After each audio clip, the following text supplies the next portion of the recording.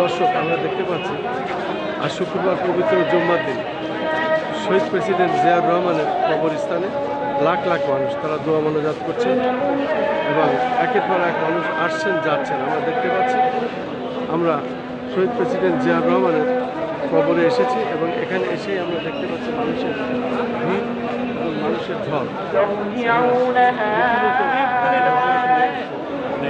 আমরা এখানে দোয়া মোনাজাত করলাম।